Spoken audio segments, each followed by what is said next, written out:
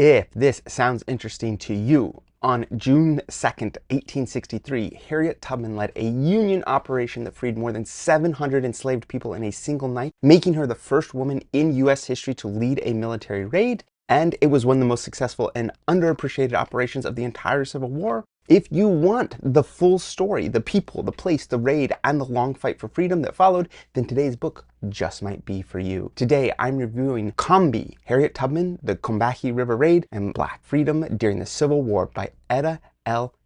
Black. Welcome to Spencer Reads Everything. I'm your host, Spencer Duncan, and today I'm taking a look at the book that won the 2025 Pulitzer Prize for History. This is part of my playlist reviewing every Pulitzer Prize finalist and winner, and I'll walk you through a breakdown, highlight the key arguments, and mention who this book is for and who it is not for. And for starters, let me just give you the full name of this book. I think that says a lot about what exactly is entailed in it. It is called Combee, Harriet Tubman, the Combahee River Raid, and Black Freedom During the Civil War. I think that should give you at least a start of what exactly we're looking at, just in case you haven't heard about any of those things. Well, I really hope you've heard about Harriet Tubman, but if you've not heard about any of those other things, we will get to them because that is, of course, what is at the heart of this book. But before I do any of that, let's take a look at the author herself. Edda L. Black is a distinguished African-American historian and currently serves as an associate professor of history at Carnegie Mellon University.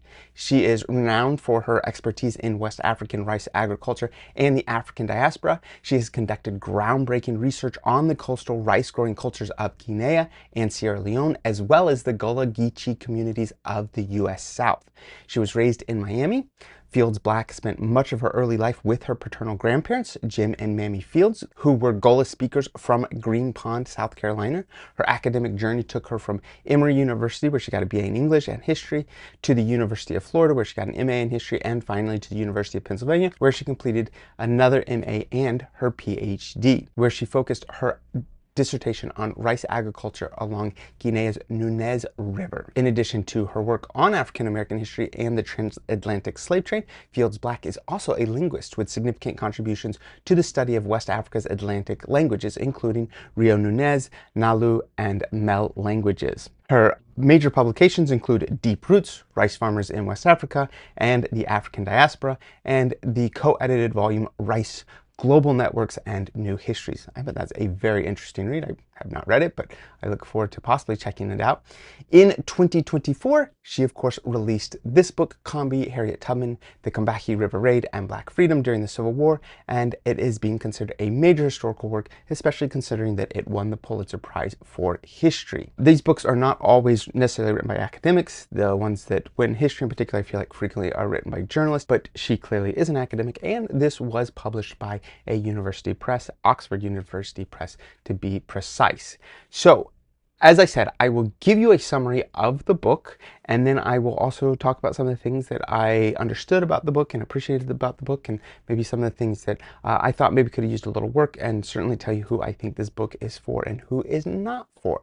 So here is my summary. In part 1, which is the prison house of bondage, this covers chapters 1 through 7, or you may consider this the roots, and the author begins with the culture and labor systems of enslaved communities along South Carolina's Combahee River. And we learn how Gullah people built rich kinship networks that preserved African agricultural knowledge, especially in rice cultivation, and endured grueling, often deadly work. And a crucial point that she makes is that rice plantation slaves actually died at nearly double the rate of those working in cotton for a variety of reasons. Most people, when they think of antebellum South and they think of the increase in the slave population, they generally think of cotton for some very reliable reasons. It actually was mostly because of an increase in cotton. But enslaved individuals did also work in all sorts of things related to agriculture, and as this section points out, rice was an important one, especially on the coast in the Carolinas, and as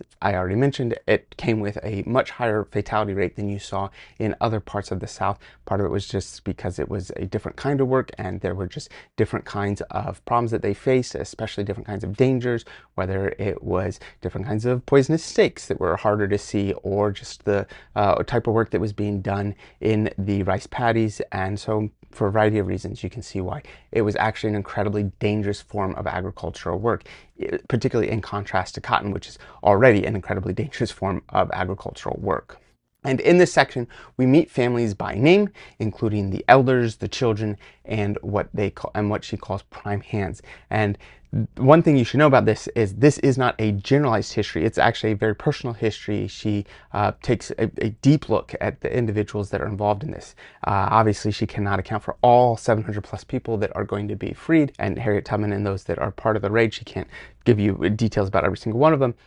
But she certainly does take a look at some of the leading figures. And she also takes a look at some of the leading figures in the abolitionist movement that led up to the Civil War. So she also has chapters that look at people like Frederick Douglass, John Brown, even Nat Turner. So there's a lot going on in giving you the background. And then we have in part 2, the Proving Ground of Freedom. This covers chapters 8 through 12. And this is where Tubman's transition from Underground Railroad conductor to a military spy and a strategist takes center stage. And I will say right now, that is actually one of the things that really drew me in about this story. I think that Harriet Tubman is an absolutely fascinating character, but she is most famous for her work on the Underground Railroad. And I feel like her discussion of involvement in the Army is frequently like, it is sometimes just a footnote, or it's just like at the end of biographies about her. And so having this being centered on this event in particular was very exciting to me. And so this is actually where we start to see that transition being developed in this section. And so the author talks about how she forged alliances with black churches and Union commanders and networks of scouts. And one remarkable scene in particular, she speaks to a packed church in Beaufort, South Carolina, where she calls on black men to enlist in the Union Army, and over 150 are going to step forward, and that's going to be part of the group that's involved in helping to free those that are eventually going to be the key part. Which brings us to part 3, the Combahee River Raid, and that covers chapters 13 through 16. And as I said already, that occurs on June 2nd, 1863. The Combahee River Raid is the climax of Harriet Tubman's time in the military. It is not the end of it, but it's certainly the thing that we can point to as being the most impressive thing that she did. And just to give you a few details about that, she's going to be involved in guiding 3 Union gunboats, as well as the black troops, including some that she had encouraged to join in Beaufort, South Carolina. And she leads an assault on Confederate plantations. With her knowledge of local geography, tides, and social networks, she avoids mines, she times landings, and she helps direct rescues.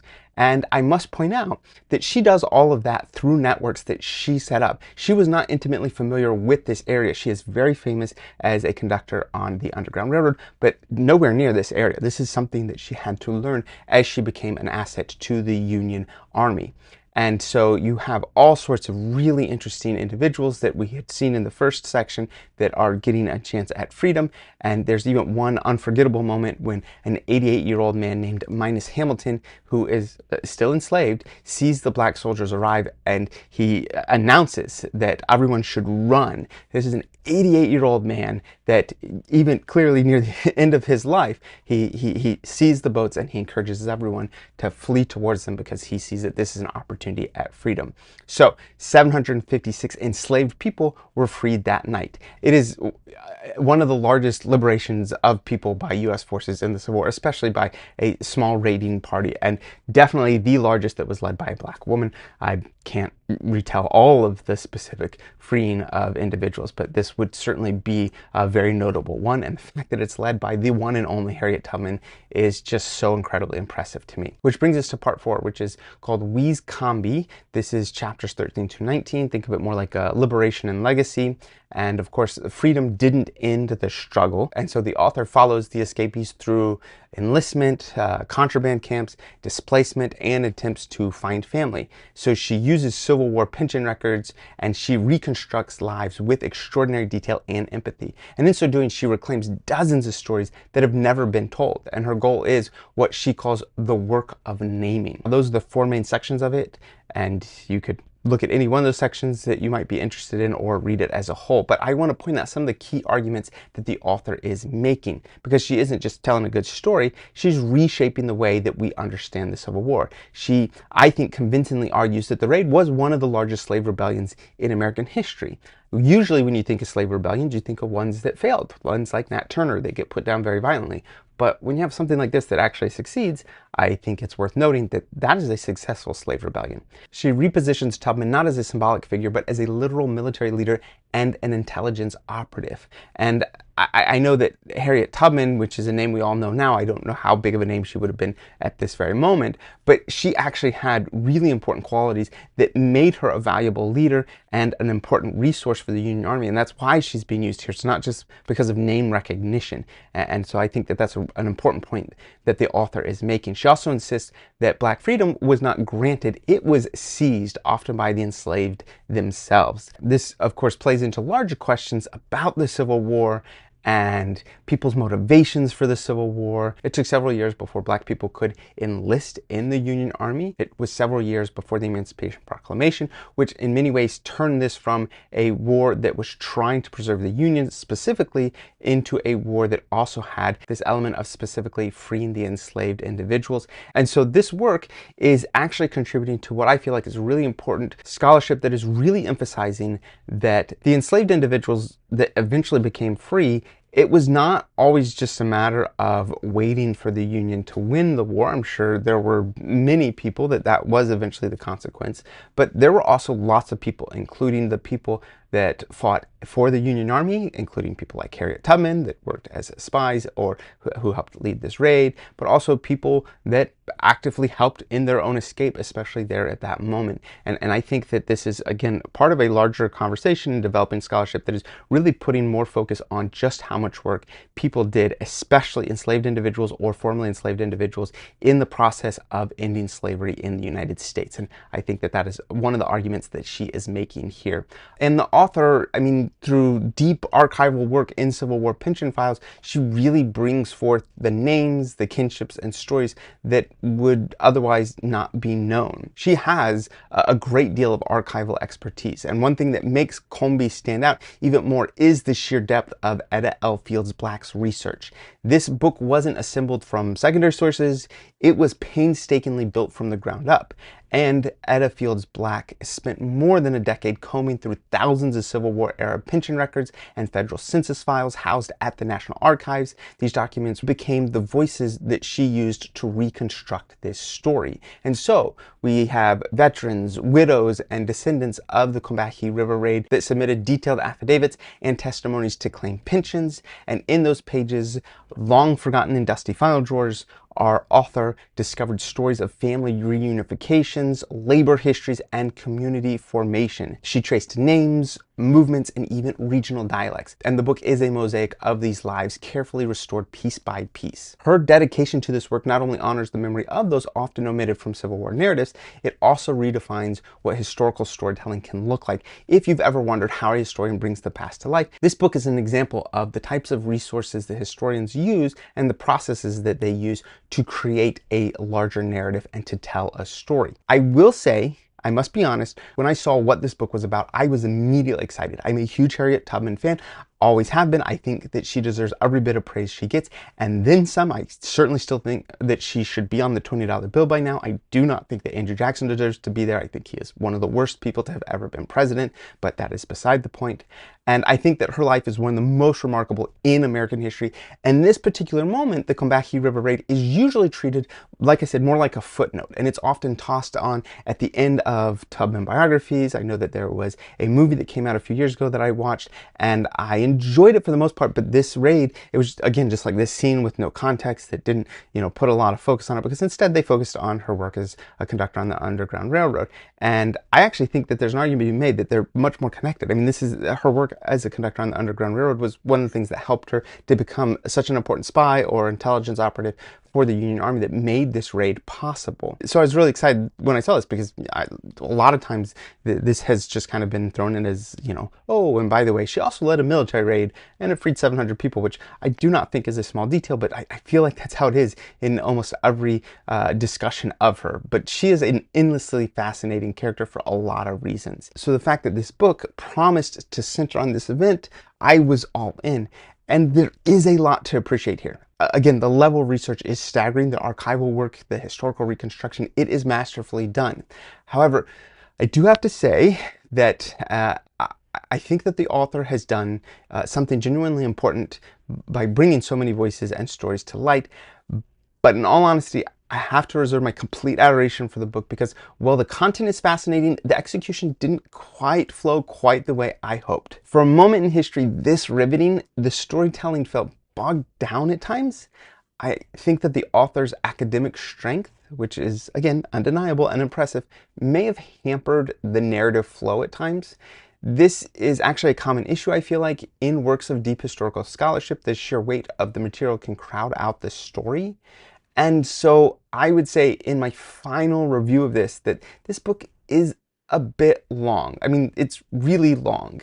I really respect the ambition, but it sometimes felt like the years that the author spent in the archives compelled her to include everything she found. And so the result is a book that's about probably twice as long as it needed to be. I would have preferred a tighter focus on the raid itself with a more linear, streamlined structure. And as it stands, the narrative thread bounces around a bit, and I occasionally found myself a little lost in the timeline. That said, I will happily retract every one of those critiques if someone turns this into a movie. Again, Harriet Tubman is one of the greatest Americans to ever live, and this story deserves a wide audience. So Netflix, Hulu, or PBS, anybody, please get on this, because I do think this is a really interesting story and that this book would be a great source for telling that story. So who is this for? Readers who want to move beyond the textbook version of Civil War history will certainly enjoy this. I think students of African American studies, gender studies, or military history could all find something in this to appreciate, or fans of the deeply researched, richly detailed nonfiction that is definitely on display here, or teachers looking to expand their curriculum with a people-centered narrative, which I think is always a good idea, especially if you're teaching any kind of history class. You have to take students out of the textbook every so often and try to give them some kind of monograph that focuses them in a little more on something specific, and ideally a fascinating character like Harriet Tubman.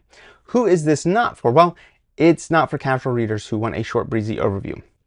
Like I said, 700 pages, a lot of moving parts. When she frees over 700 people and you've actually talked about a great deal of them and tried to build up those kinship networks, of course, she doesn't talk about just Harriet Tubman. She talks about a lot of abolitionists and people leading up to the movement. So there is a lot going on that does make this a pretty complicated book. And so you may not be interested in diving into such a complicated book. Like I said, I think it's a little longer than it needs to be. And so she could have just slimmed it down a little bit to make it a quicker read. I would also say those that are uncomfortable with deep archival material or a non-linear thematic narrative might not particularly enjoy this. There is this really interesting raid that's at the heart of this book, but it's not written as like some amazing climactic moment. You do have to piece a lot of other things together. You have the raid, and then she has a fair amount that she still talks about after the raid, which might feel a little anticlimactic to people that only want to read about that raid. Now, of course, the lives of the individuals I think is incredibly important, and so I understand why she included it. I just think that in terms of a narrative and a compelling story, I think it may have just downgraded it a little bit. And if you are looking purely for a biographical account of Harriet Tubman, this is quite broader than that. There are some other good biographies out there that I would recommend instead. What's the one that I just recently read? She Came to Slay, I read a few years ago. I really enjoyed that one. Obviously, as you can tell by the title, it's a bit tongue-in-cheek, but I think it's actually a pretty good biography. I enjoyed it very much. All in all, this book, Combee, is not just about a moment of liberation. It's about the world that made it necessary, the people who made it possible, and the lives that continued after the headlines faded. I would say in many ways, even though I had some criticisms about the length of the book and some elements of the structure, I would still say the amount of work and the amount of heart and love that was put into this book does make this an example of history at its finest. And I would strongly encourage almost anyone to read this book if you have any interest in not just this event specifically, but really any questions about the Civil War and the role that individuals would have played in it, especially formerly enslaved individuals. This is a great look at that. And so I would recommend it for almost anyone. However, I'd love to hear what you guys have to say. Please Tell me in the comments your thoughts on this book in particular. If you read it, maybe if you've read another biography about Harriet Tubman, please let me know. Or if you know another book that details this particular event, please let me know. I'd love to know, I'd love to have a discussion going about this book. I do find this moment, this individual, all of it just so fascinating. So please, let's get that conversation going in the comments. If you're enjoying this video or any of my videos, please share them. It gets the word out there. Don't forget to check out my other playlists. For example, this one, I have a playlist on the Pulitzer Prize winner and finalists of 2025. Or if you want to check out any of my other playlists, feel free to do that. Or check out my other channel, History Unraveled with Dr. Duncan, which does a combination of deep dive videos that are long form discussions of really important things from history, and also short, fun, energizing, and engaging videos about history. Please check that out if that sounds interesting to you. And don't forget to like, subscribe, turn on those notifications, and until next time, keep those pages turning.